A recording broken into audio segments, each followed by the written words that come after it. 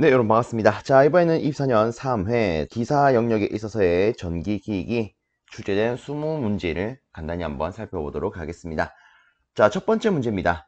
배합계 1차 측 권선을 Y결선, 그 다음에 2차 측을 델타로 한 경우에 1차와 2차 간의 전압의 위상차는? 하고 물었습니다. 솔직히 이런 거 나왔을 땐 막바로 요 놈이지 하고 고를 수 있겠죠. 물론 우리가 조금만 더 상세히 들어가면 이렇게 볼 수 있습니다.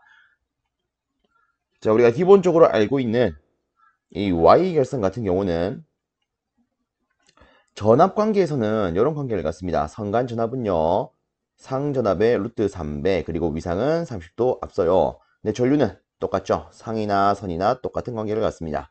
자, 그 다음에 델타 결선 같은 경우에는 오히려 반대로 전압에 있어서는 선간 전압과 상전압이 같은 관계를, 전류에 있어서는 선전류가 상전류에 비해서 루트 3배가 되고요. 위상은 30도 넣는 이런 관계성을 가지고 있습니다. 자, 그러면 우리가 이 아래쪽에다가 그림을 그려서 이렇게도 한번 해석을 해볼게요. 자, 일단 1차 측부터 먼저 그림을 그리겠습니다. 그 다음으로 2차 측, 마무리로 각 상의 권선을 딱 체크할게요. 자, 그럼 여기서 편의상 이렇게 보겠습니다. 여기 1차 측에 걸리는 이 선간 전압을 그냥 V볼트라고 가정을 하겠습니다. 그럼 일단 요놈이 1차 측에 있어서 상전압으로 바뀌어줘야겠죠. 그럼 우리가 위에서 봤던 이 관계에 의거해서 이때 상전압은요, 이렇게 쓸 수가 있을 겁니다. 선간전압의 루트 3분의 1배가 되고요. 그 다음 위상관계는 이렇게 적용을 해주면 최종적으로는 이렇게 되겠죠. 크기는 루트 3배 잡고 위상은 30도 뒤지더라. 그러면 이때 여기 걸린 전압은 우리가 이대로 접목을 해주면 끝날 겁니다. 자, 그리고 우리가 1차와 2차 간의 권수비 A만큼 있다라고 가정을 할게요. 그러면 여러분들 익히 알고 계시는 이 권수비 관계에 의거해서 2차 측의 상전압은요, 이런 식으로 표현이 될 겁니다. 그러면 결국 여기에 걸리는 상전압은 이렇게 표현할 수 있겠죠. 그리고 델타 결선 같은 경우에는 선간전압과 상전압이 같은 관계를 갖는다라고 했습니다. 그래서 여기 걸리는 전압은 그대로 이렇게 표현할 수가 있을 겁니다. 자, 그래서 전체적으로 보면 1차 측과 2차 측에 대한 전압을 비교했을 때 위상차는 30도만큼 차이가 난다. 이렇게 확인할 수가 있죠. 그죠? 물론 제가 이렇게 조금 비교 자세하게 언급을 해봤지만, 그죠? 우리가 일반적으로 1차가 Y, 그리고 다른 쪽이 델타로 되어 있다면 둘 간에 30도의 위상차가 난다는 것은 기본적으로 갖고 가야 할 사항이 됩니다. 그래서 이런 거 나오면 막바로 답 고를 수 있어야 되겠죠. 자, 이렇게 체크를 하고요. 다음 문제 살펴보도록 하겠습니다. 다음으로 두 번째 문제입니다. 직육의 전기자의 일반적으로 사용되는 전기자 권선법은? 하고 물었습니다. 자, 일반적으로 우리가 모든 기기에서 사용하는 권선법은 곱페이가 있습니다. 나는 페이가 높은 게 좋아요. 곱페이. 그쵸? 얘들을 좀 더 정확하게 쓰면 얘는 고상권, 그 다음에 패로권, 그 다음에 이층권이 됩니다. 그러면 어쨌든 여기 주어진 보기상에서 우리가 고를 수 있는 답안은 바로 2번이 될 거예요. 여기서 조금만 더 자세히 나가도록 해보겠습니다. 자, 기본적으로 이렇게 곱해이 이 세 가지 권선법을 쓰는데, 얘를 쓰면서 모든 권선을 직렬로 배치할 수도 있고요, 병렬로도 배치할 수가 있습니다. 그에 따라서 세부적으로 나누면 우리가 파권, 그리고 중권 이렇게 나눌 수가 있죠. 그죠? 자, 이 파권이라고 하는 것은 일반적으로 고전압용으로 씁니다. 물론 좀 더 자세히 들어가면 고전압, 소전류용으로. 네, 중권 같은 경우에는 싹 다 반대로 뒤집으면 되죠. 저전압, 대전류용으로 쓰더라. 자, 그리고 복차원에서 하나만 더 밟아보겠습니다. 자, 일반적인 파권, 즉 단중 파권 같은 경우에 있는 병렬 회로수가 얼마입니까? 2개요. 그쵸? 그 다음에 단중 중권 같은 경우에는 병렬 회로수가 극수랑 같아요. 만약에 M중이라면 여기다가 다중도를 곱해주면 됩니다. 그쵸? 자, 그 다음에 중권 같은 경우에는 균압, 환, 다르게 균압 고리도 필요하더라. 이놈이 무슨 역할을 합니까? 불꽃, 혹은 다른 말 우리가 섬락이라고 하죠. 또는 과열을 방지하는 목적으로 사용을 합니다.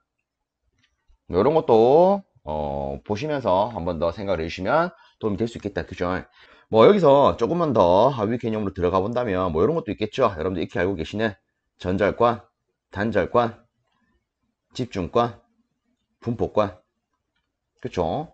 근데 우리는 일반적으로 단자권과 분포권 위주로 또 여러 가지 내용을 챙겨 나갑니다. 그래서 이런 것도 같이 묶어서 한 번쯤 더 생각을 해주신다면 실제 시험 치러 갔을 때 좀 더 좋지 않을까 싶습니다. 자, 일단 이 내용은 이 정도로 마무리하고 넘어가도록 하겠습니다. 다음으로 세 번째 문제입니다. 가변 릴럭턴스 스텝 모터의 특징으로 옳지 않은 것은? 하고 물었습니다.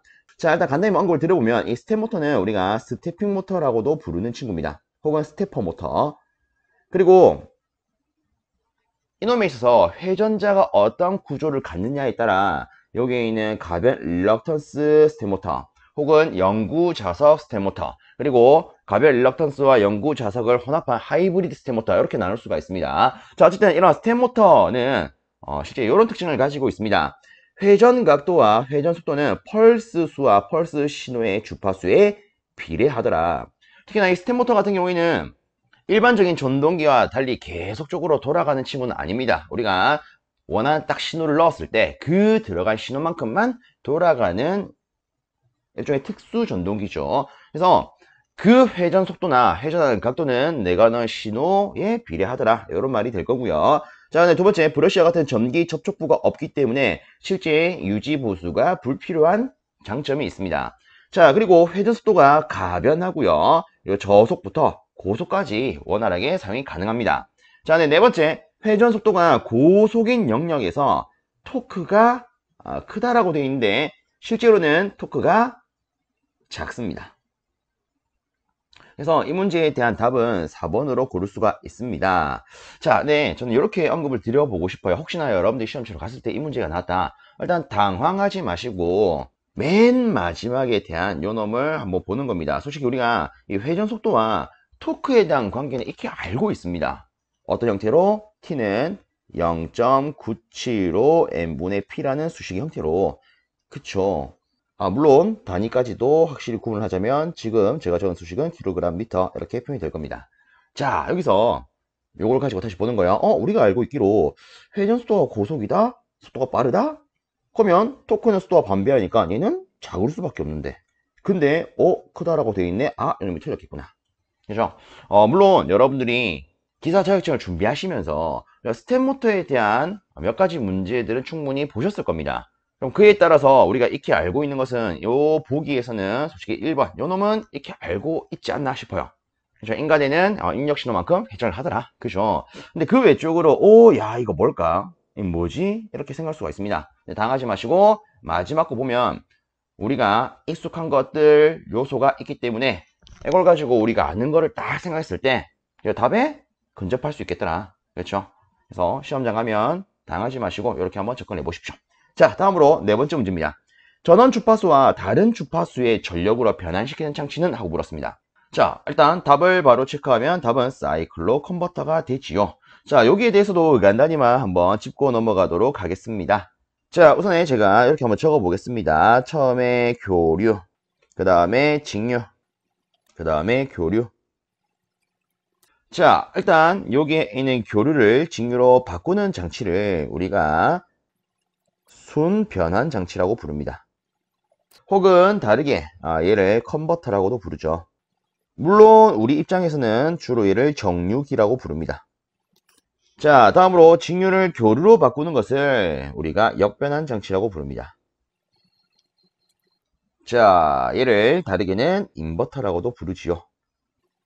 자, 그 다음으로 처음에 어떤 교류를 또 다른 주파수의 교류 값으로 변환시키고 싶어요. 이때 쓰는 장치를요, 우리가 사이클로 컨버터라 불러요.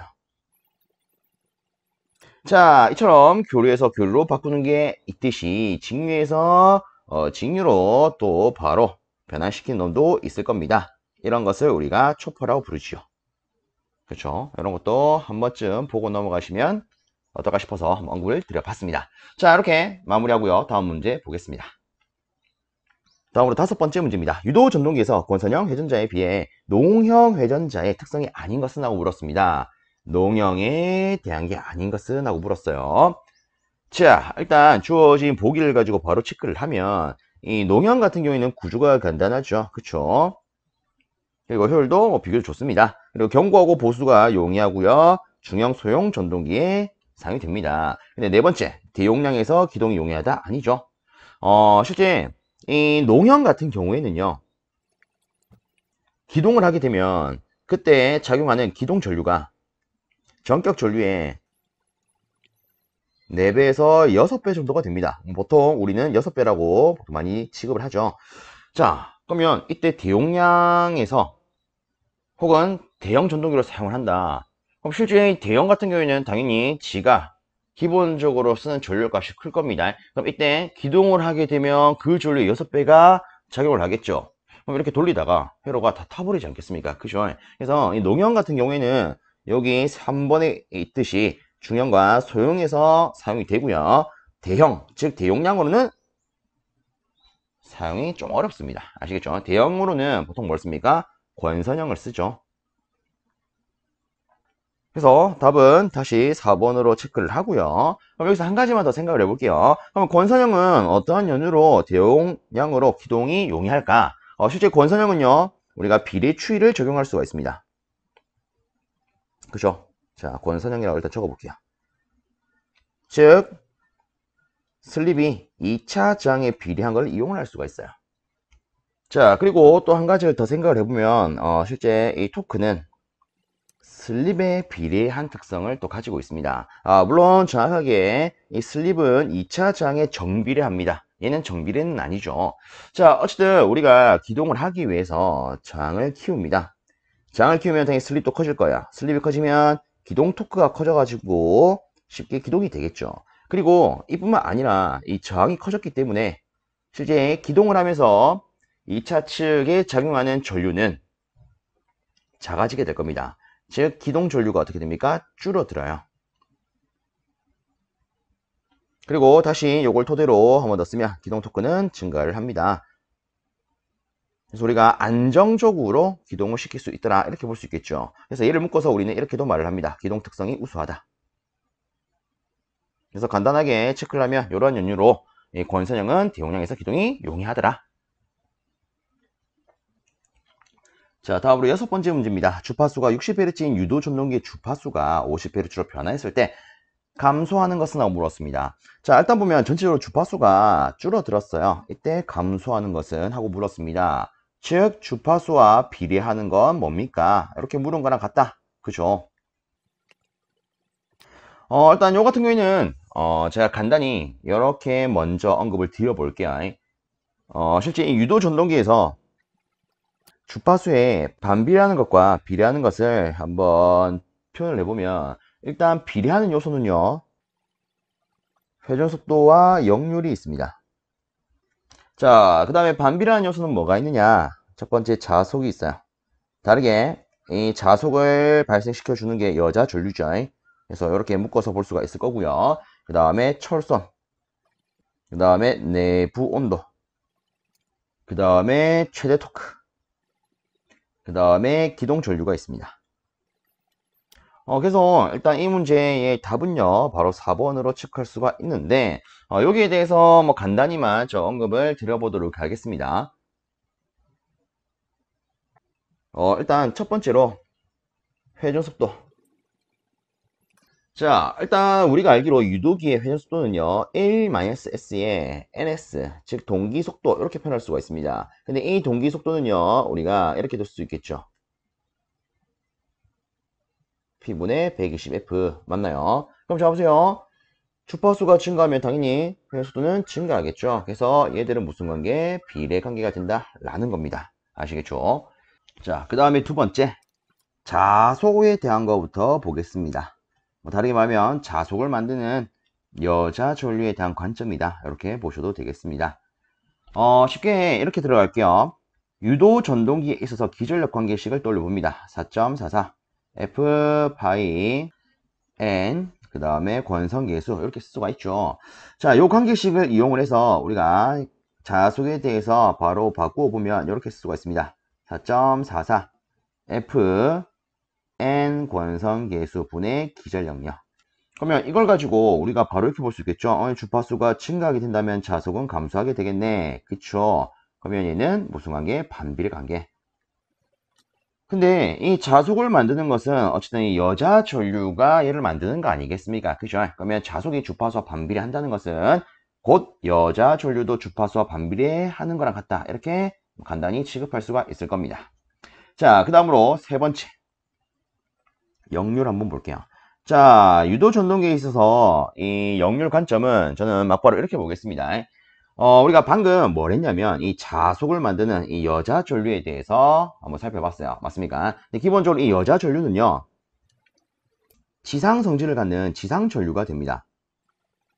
그럼 여기서 우리는 이렇게 볼 수 있을 거예요. 만약에 여자 전류가 증가를 한다면 지상 전류가 증가를 하겠네. 그럼 지상분이 어쨌든 증가하는 거니까 다르게 무효분이 증가를 하는 거니까 역률은 줄어든다라고 볼 수가 있겠죠. 근데 그 반대로 이 여자 전류가 감소를 한다면, 자, 이렇게 한번 적어 볼게요. 여자 전류가 감소를 한다면 이 말 자체는 어쨌든 지상 성분이 줄어드는 거, 즉 다르게 무효분이 줄어드는 거랑 같기 때문에 그만큼 역률은 증가할 수밖에 없습니다. 맞나요? 우리가 앞에 이런 걸 봤었어요. 실제 주파수가 커지게 된다면, 주파수가 커지게 된다면 여자 전류는 어떻게 될 것이다? 작아질 것이다. 왜? 얘들은 반비례였으니까. 맞습니까? 그럼 그에 따라서 역률은 커지는 거죠. 그러면 최종적으로는 주파수가 커질 때 역률은 커진다라고 볼 수 있겠죠. 그렇죠? 그래서 어느 정도 비례관계를 갖더라. 이렇게 간단히 해석을 해볼 수가 있습니다.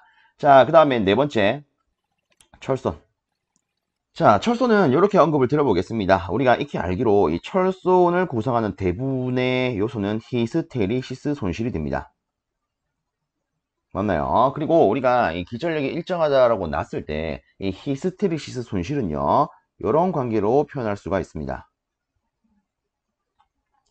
즉 주파수와 무슨 관계다? 반비례 관계다. 그에 따라서 철선 또한 주파수와 어떤 관계가 되겠다? 반비례 관계가 되겠다. 자, 그 다음으로 다섯 번째, 내부 온도. 자, 일단 저는 이렇게 한번 체크를 해보겠습니다. 예를 들어 주파수가 커진대요. 근데 우리가 방금 뭐랬냐면 철선을 했습니다. 주파수가 커지게 되면 이 친구들은 반비례니까 손실이 작아질 거야. 그죠? 즉 철선이 줄어들게 될 거야. 근데 일반적으로 우리가 생각할 수 있는 게 어떤 손실이 생긴다면, 전기적 손실이 생긴다면 그에 따라서 열이 생기더라. 우리는 요걸 알고 있습니다. 맞습니까? 그러면 이렇게 볼 수 있겠네요. 주파수가 증가하면 손실 성분이 줄어들더라. 그럼 그에 따라서 이 손실로 인해서 발생되는 열 발생량은 감소가 되겠네. 그러면 내부 온도는 줄어든다라고 볼 수가 있겠네요.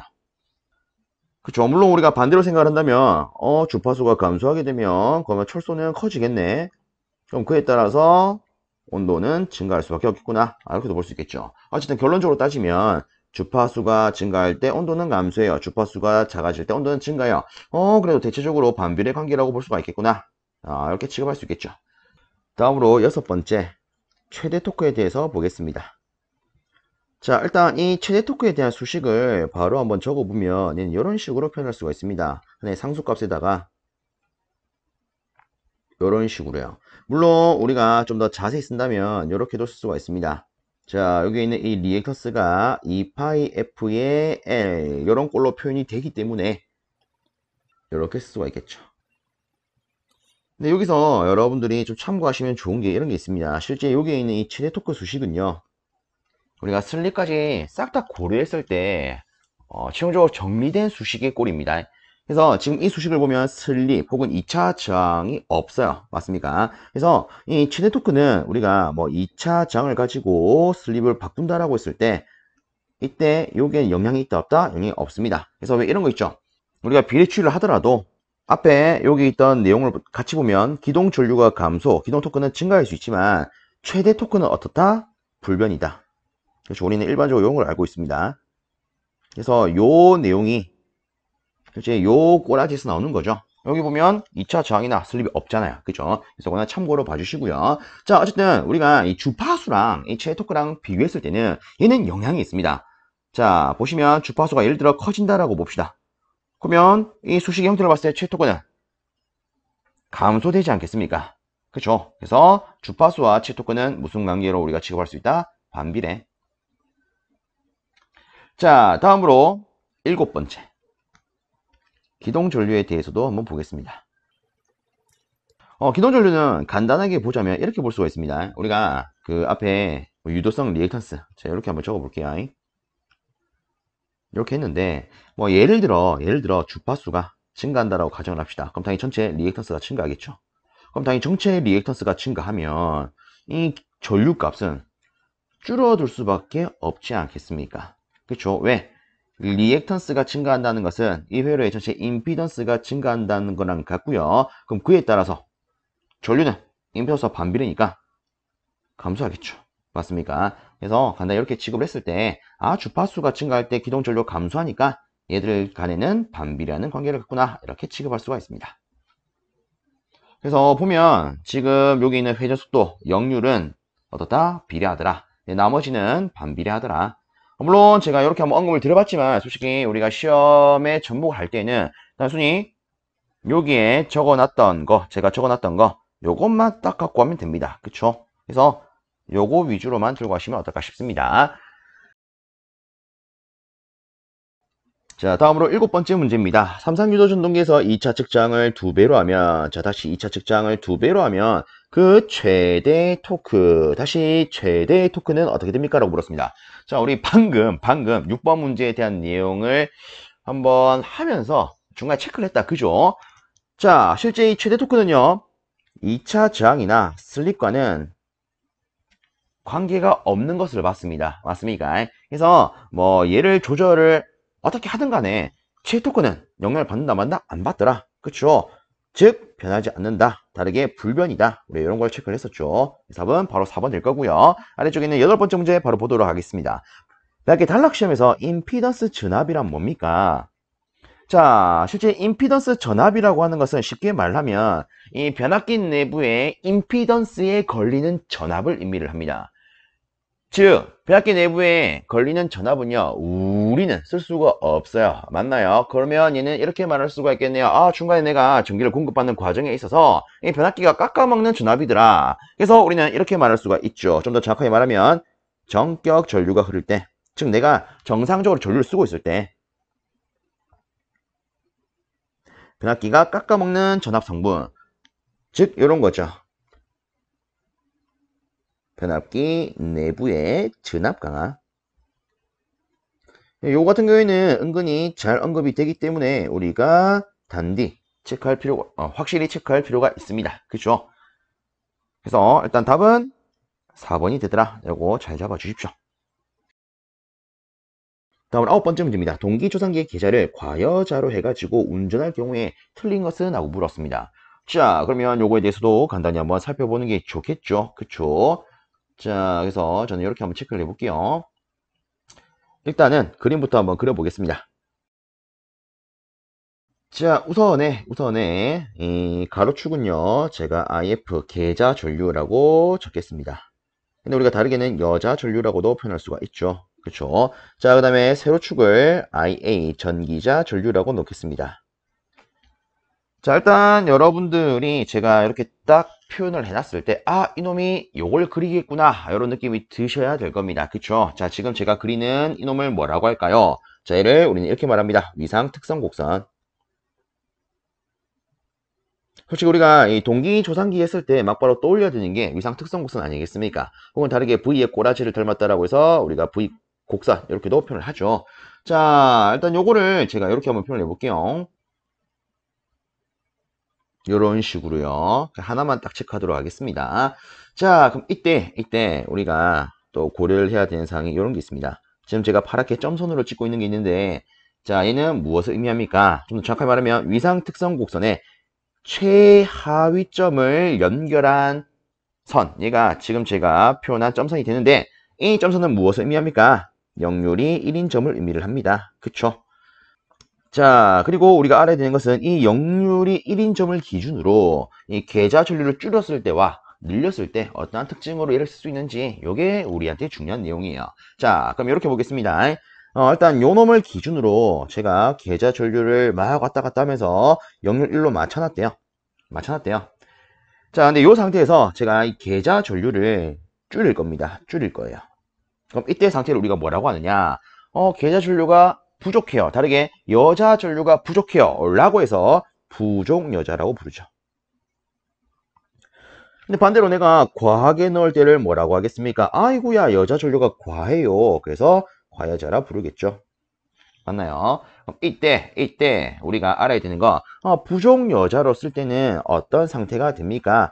지상 상태가 됩니다. 즉 지상 역률로 작용하는 상태가 됩니다. 과여자로 쓸 때는 진상력, 그쵸?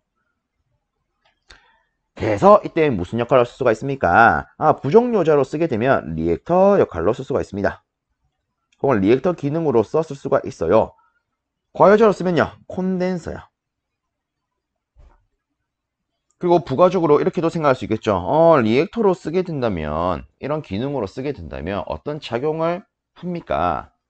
발전기의 자기 여자라든가 뭐 페란티 현상 이런 것을 방지하는 데 일조할 수가 있죠.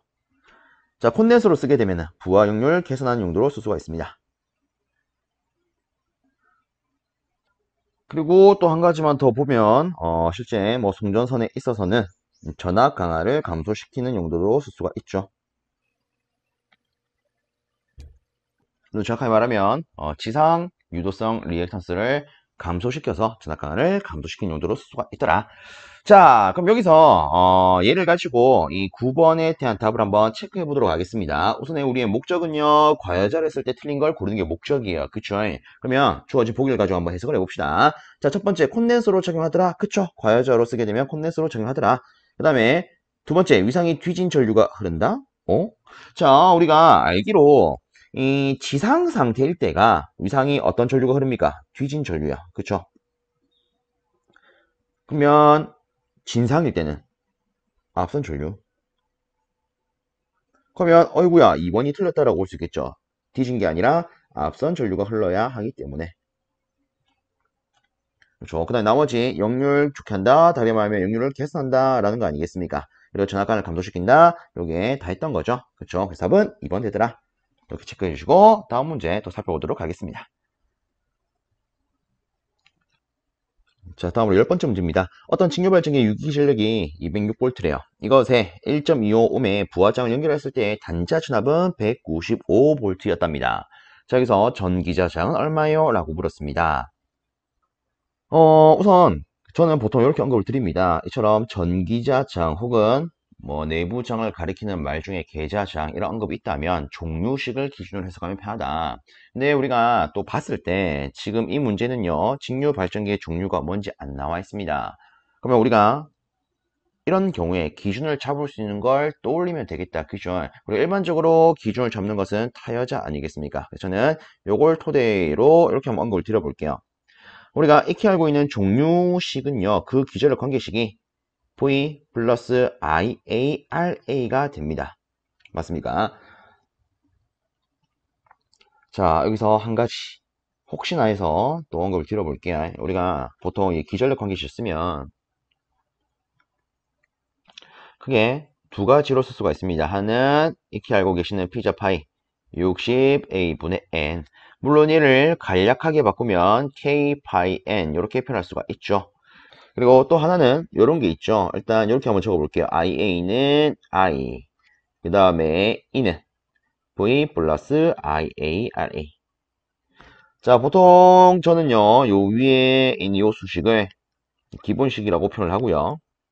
아래쪽을 종류식이라고 놓습니다. 발전기 종류에 따라서 쓸 수 있는 수식이기 때문에, 그리고 그 기준은 항시 타여자라고 언급을 합니다. 그래서 지금 쓴 이 수식이 타여자죠.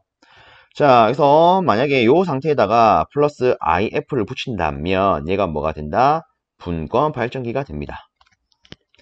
근데 요 놈이 있는 게 아니라 뒤에 IARS가 붙는다면 얘는 직권으로 쓸 수가 있습니다. 그래서 이렇게 묶으면 직권이 된다.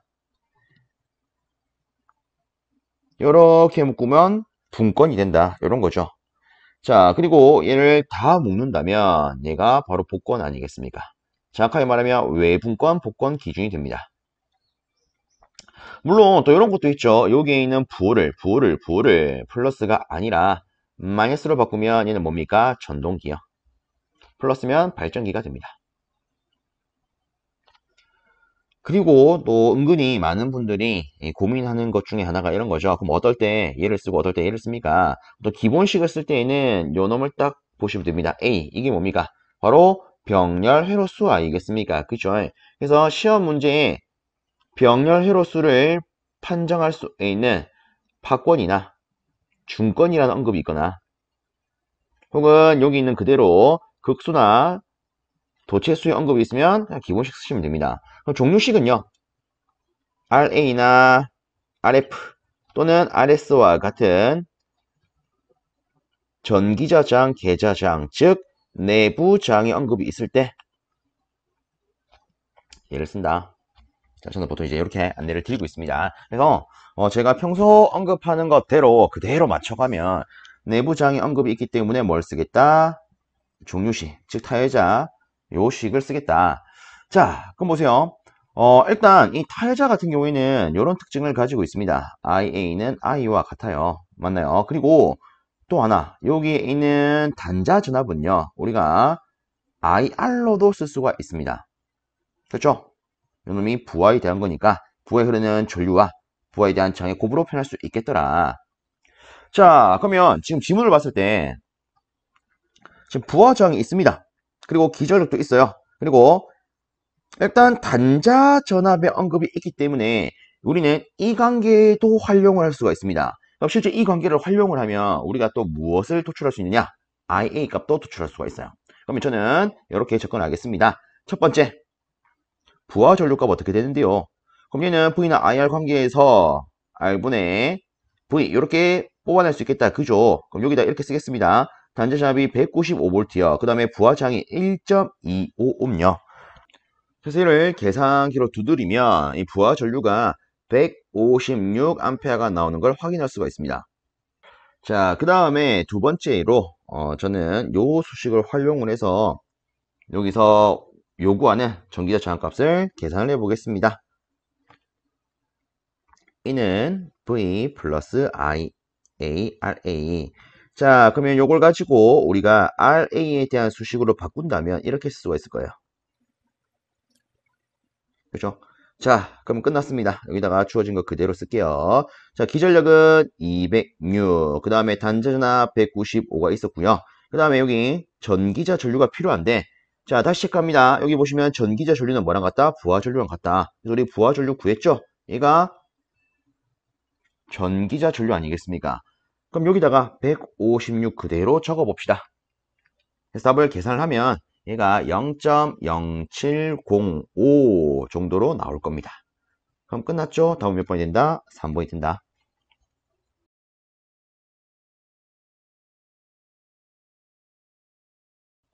자, 다음으로 11번째 문제입니다. 반도체 정류기 내에 적용된 소자 중에 첨두 역방향 내 전압이 가장 큰 것은? 하고 물었습니다.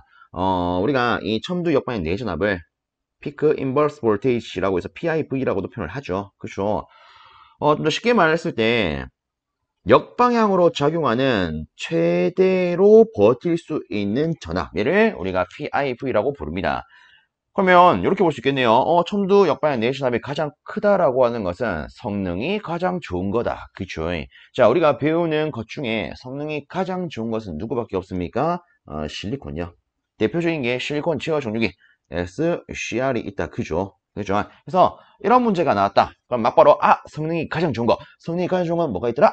실리콘. 이런 식으로 접근해서 맛있게 드셨으면 좋겠습니다. 자, 그 다음에 12번째. 유도 전동기에 게르게스 현상이 생기는 슬립은 대략 얼마입니까? 자, 저는 이렇게 안내를 드릴게요. 일단 게르게스 하면 어떤 전동기가 생깁니까? 이거를 체크하셔야 됩니다. 게르게스는 권선형 전동기에 생기죠. 정확하게 권선형 유도 전동기에 생기죠. 맞습니까? 자, 이 반면에 농형 이 친구한테서도 생기는 현상이 있습니다. 그 이상 현상을 우리는 크로우링 혹은 크라우닝 혹은 크롤링 이런 식으로 여러 가지 이름으로 불리는 현상이 있죠. 얘는 농형에 생기더라. 자, 그럼 일단 권선형에서는 이렇게 게르게스 현상이 생기는데 그 원인이 뭡니까? 삼상 전력을 공급받다가 한선이 단선이 되어서 생기더라. 그쵸? 자, 그래서 저는 보통 이렇게 표현합니다. 한선이 단선이 되었기 때문에 야, 얘가 삼상 전력을 제대로 받지를 못해요. 그럼 당연히 이 친구가 갤갤거리겠죠? 그쵸? 그래서 게르게스 현상이다. 갤갤거려서 게르게스. 이렇게 들고 가시면 좀 편하겠죠? 그래서 얘가 갤갤거리기 때문에 평소에 돌아가는 지 역량을 반밖에 못 내요. 그래서 실질적으로 이 게르게스 현상이 일어나면은 이때 슬립은 50%, 즉 0.5만큼 적용하게 됩니다. 그리고 실제 이때 쓸 수 있는 속도의 범주도 50% 정도 되지요. 그렇죠? 그래서 답은 2번. 그래서 게르게스는 갤갤거리더라. 그래서 절반밖에 힘을 못 내더라. 혹은 모든 요소가 절반밖에 적용하지 못하더라. 이렇게 생각하시면 편하게 들어갈 수 있으실 겁니다. 다음으로 13번째, 동기주상계 여자 전류를 줄이면? 하고 물었습니다. 솔직히 이건 좀 너무했죠. 왜? 앞에서 풀었던 9번째 문제랑 별반 다를 게 없기 때문에. 그죠? 실제 이런 식으로 비슷한 내용이 두 문제 나오는 경우도 여러분 있습니다. 알겠죠? 자, 일단 한번 볼게요. 우리가 앞에 이런 걸 했었어요. 다시 간단하게 이런 위상 특성 곡선 일부가 있대요. 자, 이때 최하점 얘가 뭐다? 역률이 1인 지점이다. 그럼 역률 1로 잘 맞춰놓고 우리가 여자 줄을 줄이면 이때를 뭐라 한다? 부족여자. 그쵸? 다르게 지상으로 적용한다. 반대로 과하게 놓는다면 과여자 진상으로 적용하더라. 자, 그러면 이렇게 쓴다면 얘는 무슨 기능으로 쓴다? 리액터. 그쵸? 이때는 콘덴서. 자, 그러면 답 골라보겠습니다. 전류를 줄인대요. 그러면 요 범주 아니겠습니까? 그쵸? 그러면 일단 주어진 보기에서 답은 리액터로 적용하더라. 2번이 되겠네요. 전류는 지상 전류가 되어야겠죠. 그쵸? 자, 이렇게 다시 한번 체크를 하고 넘어가도록 하겠습니다. 다음으로 14번째. 역기 전력이 200V, 전기 전류가 100A, 1500rpm으로 회전하고 있는 직류 전동기의 발생 토크는 몇 kgm입니까? 라고 물었습니다. 자, 요거를 옆에다가 해보겠습니다. 자, 일단은 여기서 요구하고 있는 이 단위에 대한 토크 관계식을 떠올리면 우리는 이렇게 쓸 수가 있겠죠. 0.975 n분의 p요. 맞나요? 자, 그럼 여기서 한 가지만 조금 체크하도록 하겠습니다. 여기 있는 출력. 요 놈을 좀 체크를 할게요. 우리가 일반적으로 이 출력은요, 발전기냐 전동기냐에 따라서 조금 달리 표현할 수가 있습니다. 자, 그래서 이렇게 놓을게요. 하나는 발전기일 때, 하나는 전동기일 때. 자, 우리가 발전기로 쓸 때는 그 출력을 P는 VI로 쓸 수가 있습니다. 전동기로 쓸 때는 P는 EIA로 쓸 수가 있습니다. 그리고 직육이기 때문에 단위는 둘 다 와트가 되어. 자, 그럼 보세요. 지금 지문을 보면 역기 전력과 전기자 전류가 주어져 있습니다. 그럼 당연스럽게 우리는 이 관계를 써서 이렇게 표현할 수 있을 겁니다. 그럼 여기다가 그대로 D만 하면 끝나겠죠. 0.975 속도는 1500, 역기 전력 200, 그 다음에 전기자 전류 100. 그쵸? 그래서 우리가 계산기를 두드리면 계산기에서는 13kgm라는 값을 탁 뱉어낼 겁니다. 그래서 답은 4번. 자, 이렇게 마무리하고 다음 문제 살펴보겠습니다. 자, 다음으로 15번째 문제입니다. 회전 계좌형으로 동기 발전기를 사용하는 이유로 옳지 않은 것은 하고 물었습니다. 자, 일단 첫 번째, 기전력의 파형을 계산한다. 실제 뭐 회전 계좌형으로 쓰는 거랑 기전력의 파형과는 그죠? 그게 관계가 없죠. 한 가지만 체크를 하겠습니다. 우리가 일반적으로 알고 있는 내용 중에서 기전력의 파형을 계산하려면 어떻게 해야 될까요? 전기자 권선법을 단절권으로 하거나 분포권으로 하면 좋다. 그렇죠? 뭐 요것도 한번 생각해 볼 수가 있겠죠. 자, 그 다음에 나머지는 다 맞는 말이 됩니다. 그래서 실제 요 문제는요, 우리가 관련도 문제를 풀다 보면 몇 번이고 마주치게 되는 거 아니겠습니까? 그죠? 그러면 나머지는 간단히만 살펴보도록 하겠습니다. 전기자가 고정자이기 때문에 고압 대전류용에 좋고 절연하기가 쉬워요. 그쵸? 자, 그 다음에 계자가 회전자이지만 저압 소용량의 직류이므로 구조가 간단합니다. 그 다음에 네 번째 전기자보다 계자 회전하는 것이 기계적으로 튼튼합니다. 그쵸? 솔직히 이 동기발전기 같은 경우에는 우리가 익히 알고 있는 교류발전기가 됩니다. 그럼 얘가 돌아가가지고 전국 각지로 전기를 뿌려야 돼요. 그럼 전국 각지로 전기를 뿌리려면 지가 만들어야 되는 전기 양은 굉장히 커야겠지요. 그죠? 그러면 이렇게 하기 위해서는 실제 이 동기발전기의 덩치, 즉 전기자분이 커질 수밖에 없습니다. 그러면 전기자는 겁나게 무겁지 않겠습니까? 그죠? 그죠? 그래서 얘가 겁나게 무거워야 얘는 상대적으로 매우 가볍습니다. 그럼 당연히 누구를 돌리는 게 더 이득이겠습니까? 계좌를 돌린 게 이득이겠죠. 그죠? 그리고 당연히 계좌를 돌리면 기계적으로 안정적으로 돌릴 수 있겠죠. 혹은 다르게 말하면 기계적으로 튼튼하게 설계를 할 수도 있을 겁니다. 그렇죠? 이런 내용이 될 겁니다. 자, 그리고 솔직히 이 이유로 인해서 2번을 또 생각해 볼 수 있는 거죠. 얘는 겁나게 무거워요. 그쵸? 그래서 얘는 고정을 시킵니다.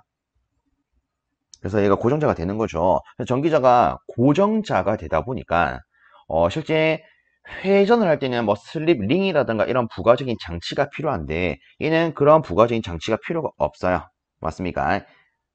그리고 애초에 고정이 되어 있기 때문에 무수히 많은 권선을 감아도 관계가 없습니다. 그렇기 때문에 고압을 쉽게 만들 수 있겠죠. 그렇죠?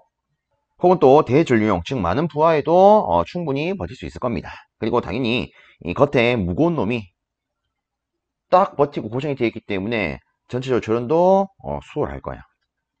자, 일단 뭐 이렇게 한번 살펴봤고요. 다음으로 16번째 문제도 살펴보도록 하겠습니다. 자, 단상 직권 전동기의 종류가 아닌 것은? 하고 물었습니다. 자, 실제 이 단상 직권 전동기에는 직권형이 있고요. 보상 직권형이 있고 유도 보상 직권형이라는 게 있습니다. 4번, 2번이요. 보급 직권형이라는 건 없어요. 그래서 뭐 요 같은 경우에는 우리가 이놈에 대한 종류를 알아야 풀 수가 있는 문제인데 요거는 여러분들이 여유가 있을 때 좀 보면 어떨까 싶습니다.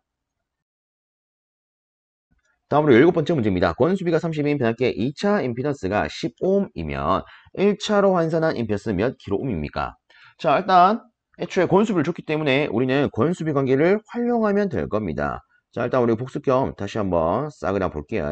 하나는 2차 권수분의 1차 권수로 쓸 수가 있을 거고요. 하나는 2차 기전력분의 1차 기전력. 그리고 이상적인 변압기를 기준으로 한다면 2차 측 단자자분의 1차 측 단자전압, 그 다음에 1차 측 전류분의 2차 측 전류, 그 다음에 루트 2차 측 임피던스 분의 1차 임피던스 이렇게 쓸 수가 있겠죠. 그렇죠? 자, 그럼 여기서 우리한테 필요한 관계는 요놈 관계가 끝입니다. 그럼 애초에 양변을 제곱을 한 상태로 바로 적어보도록 할게요. 양변을 제곱하게 되면 단순히 우측은 2차 측 임피던스 분의 1차 측 임피던스 이렇게 쓸 수가 있을 거예요. 어쨌든 우리한테 필요한 것은 1차 측 임피던스 아니겠습니까? 그렇죠? 그러면 다 했습니다. 이항을 하면 권수비 제곱에다가 2차 측 임피던스를 곱한 거랑 같더라. 그럼 여기서 권수비가 30이기 때문에 그대로 쓰고 2차 측 임피던스는 10이죠. 그러면 얘를 계산하니까 9,000 나오겠네요. 근데 지금은 킬로옴으로 물었기 때문에 우리가 다시 단위 환산하면 9킬로옴 해서 4번을 답으로 고를 수 있을 겁니다. 자, 다음으로 아래쪽에 18번째 문제 보도록 하겠습니다. 삼상 동기발전기의 전기자 권선을 이중 성형결선으로 했을 때 발전기의 용량은 어떻게 됩니까? 라고 물었습니다. 자, 일단 여기 지문을 봤을 때, 보기를 봤을 때 1하고 주어져 있어요. 우리가 일반적으로 말하는 이는 뭡니까? 기전력, 즉 상전압 아니겠습니까? 그쵸? 즉 상전압 기준으로 모든 수식이 나와 있더라. 이걸 체크할 수가 있겠습니다. 자, 요거는 제가 여기다가 그림을 그려서 이렇게 한번 안내를 드려볼게요. 일단 이중 성형결선 요거부터 체크를 해야겠죠. 얘는 이름 그대로 성형결선, 즉 Y결선이 이중으로 되어 있다. 요거를 의미를 합니다. 제가 그림을 한번 그려보면 이렇게 표현할 수 있어요. 자, 애초에 이런 식으로 해서 삼상 성형결선, 즉 Y결선이 있다라고 가정을 하겠습니다. 자, 근데 이중이죠. 우리가 지금 보면 이중이죠. 그럼 이중은 어떻게 체크를 합니까? 이렇게 체크를 합니다. 자, 이게 이중 성형결선의 꼬라지다 라고 보시면 되겠습니다. 아시겠죠? 물론 좀 더 이렇게 밖으로 나가는 선 이렇게도 표현할 수 있겠죠. 자, 그러면 보겠습니다. 우리는 애초에 이렇게 볼 수 있어요.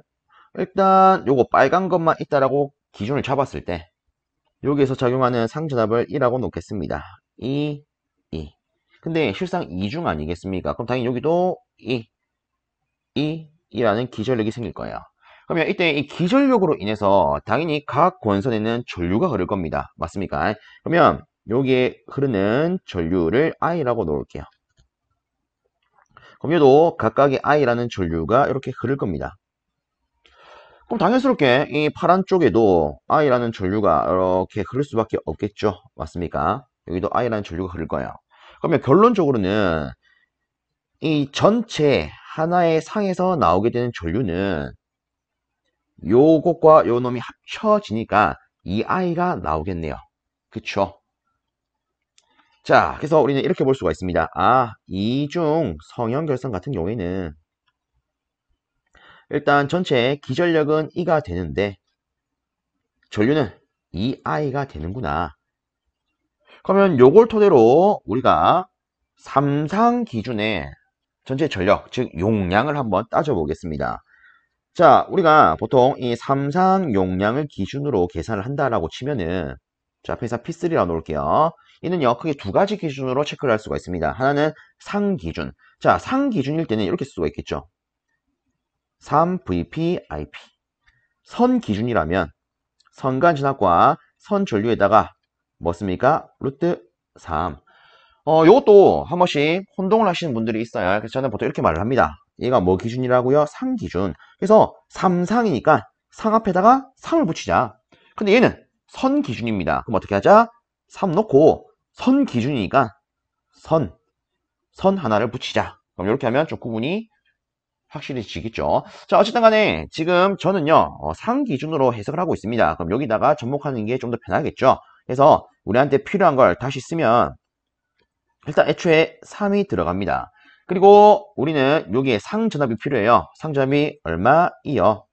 자, 그 다음으로 여기에 상전류가 필요한데 상전류가 얼마였습니까? 2I요. 그러면 얘를 계산하면 우리는 6EI라는 결과를 얻을 수가 있겠죠. 물론 단위는 단순히 전압과 전류를 곱했기 때문에 볼트 암페어가 될 겁니다. 그래서 답은 4번. 솔직히 뭐 요거 같은 경우에는 간단히 이렇게 보셔도 됩니다. 우리가 상전압을 기준으로 한다라는 것을 이 문자표를 가지고 봤어요. 맞습니까? 그러면 이렇게 한번 생각을 해보세요. 우리가 상 기준하면 3EI가 될 거야. 그쵸? 근데 이중이니까 곱하기 2 하면 되지 않을까? 예. 끝. 자, 넘어갑니다. 자, 다음으로 19번째 문제입니다. 전기기 자심재료 중 구비 조건으로 틀린 것은? 요거는 살짝 이렇게 조금 정정하는 게 좋을 것 같습니다. 전기기 자심재료의 구비 조건으로 틀린 것은? 자, 그리고 여기서 말하는 이 자심재료라고 하는 것은 자석의 철심재료라고 보시면 돼요. 즉, 전자석 재료를 묻는다. 그럼 여기서 우리가 일단 하나 체크할 수 있는 게 이런 게 있습니다. 물론 이 자기학에서도 나온 내용이지만 이런 게 있죠. 영구 자석과 전자석의 구비 조건 기준. 자, 일단 그 기준 첫 번째 잔류자기, 그 다음에 보자력, 그 다음에 히스테리시스 면적. 자, 일단 영구자석은요 모두가 크면 됩니다. 그쵸? 그래서 뭐 영구자석에 대한 구비 조건으로 옳은 것은 틀린 것은 하고 묻는 문제가 나오면 단순히 영구자석은 모든 게 다 크면 되더라 이렇게만 딱 기억하면 되죠. 전자석은요 잔류자기만 크고 나머지는 작아야 된다. 이게 끝이죠. 그래서 이걸 가지고 일단 이 첫 번째 보기를 먼저 보면 보자력이 적고 잔류자기가 클 것 되어 있습니다. 그렇죠? 보자력은 적고요 잔류자기는 커야 된다. 얘는 맞는 거. 자, 그 다음에 아래쪽에 네 번째 보기 보겠습니다. 히스테리시스 개수가 적을 거. 뭐 다르게 말하면 히스테리시스 손실을 구성하는 것 중에 하나가 히스테리시스 개수가 되기 때문에 얘가 적다는 것은 히스테리시스 손실이 적다. 다르게 말하면 히스테리시스 면적이 적다 라고 볼 수가 있겠죠. 그럼 얘는 맞는 말. 자, 그 다음으로 우리가 세 번째를 보겠습니다. 세 번째, 투자율 및 호화 자소물도가 클 거. 자, 투자율이 크다는 것은 그만큼 자기적인 성분이 잘 투과한다라는 거 아니겠습니까? 그죠? 그죠? 그리고 기본적으로 우리가 어떤 전자석을 쓰려면 얘는요 강자성체를 써야 됩니다. 강자성체의 기본 요건이 뭡니까? 비투자율이 겁나 크더라. 그죠? 그럼 얘는 당연히 커야 될 거예요. 그럼 당연히 그에 따라서 포화 자손밀도도 클 수밖에 없을 겁니다. 왜? 자손밀도는 UH, 투자율이 크면은 얘도 커질 거니까. 그럼 답은 2번이 되겠죠. 자, 실제 이 전자석 재료는요, 이 저항률이 작아야 되는 게 아니라 매우 커야 됩니다. 커야 됩니다. 보통 우리 이런 걸 알고 있죠. 자, 일반적으로 우리가 다루는 내용에 있어서 구리에는 뭐가 잘 흐른다? 전류가 잘 흐른다. 반대로 말하면 전류는 구리에 잘 흐른다. 그죠? 그러면 이런 자기적인 성분, 뭐 자석은 어디에서 잘 흐릅니까? 철에서요. 실제 전류는 철에 잘 흐릅니까? 안 흐릅니까?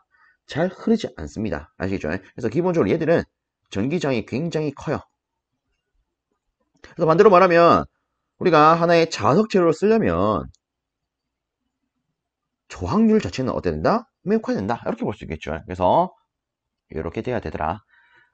자, 다음으로 20번째 문제 보겠습니다. 자수밀도가 0.6 웨버/미터 제곱, 그리고 속도가 10m/s, 도체의 길이가 0.3m라고 할 때 도체의 양단에 유기되는 기전력은 하고 물었습니다. 근데 솔직히 이 문제는 조금 불친절한 문제가 아닌가 싶어요. 왜? 우리가 보통 이런 조건이 나와 있으면 어라? 자수밀도가 있네? 속도가 있네? 오? 도체 길이가 있네? 그러면 BVL 써서 기전력 구할 수 있겠구나 이렇게 생각할 수가 있습니다. 근데 좀 더 정확하게 나가면 원래는 뒤에 각도가 있어야 되는데 그쵸? 자소밀도와 속도에 대한 전 각도가 있어야 되는데 얘는 각도가 안 주어져 있습니다. 아 더러워요. 그죠? 근데 저는 일단 이렇게 한번 안내를 드려볼게요. 우리가 지금 풀고 있는 건 뭐죠? 전기기기죠. 실제 이 전기기기의 내용 중에 이런 게 있습니다. 직류기에 있어서 이 도체의 한 개가 유도하는 기전력은 어떻게 됩니까? 얘가 바로 BVL 끝이에요. 끝이에요. 그래서 우리가 어쨌든 전기기 과목으로서 이 문제를 만났기 때문에 여기에 적용을 시켜서 풀어야 되지 않을까. 그러면 그냥 막바로 이렇게 쓸 수 있겠더라. 이렇게 볼 수 있겠죠. 물론 또 보면 얘가 뭐 직육인지 뭐 직육이 아닌지 이런 언급도 없습니다. 꽤나 불친절해요. 자, 어쨌든 우리가 맥락적으로 좀 구색을 맞춘다라고 치면은 이렇게 접근할 수가 있겠더라. 자, 그래서 요따다가 그대로 씁니다. 0.6 곱하기 10 곱하기 0.3. 자, 그래서 요거를 계산기에 두드리면 계산기에서는 1.8이라는 값이 나옵니다. 그래서 우리가 볼 수 있는 것은 3번 이렇게 될 거예요. 자, 이렇게 하면은 요번에 확인이 된 이 전기기기의 수문항 풀이가 끝이 났습니다. 모쪼록 이 영상이 앞으로 많은 분들의 시험 합격에 조금이라도 도움이 될 수 있었으면 좋겠습니다. 여러분들 수고 많으셨습니다.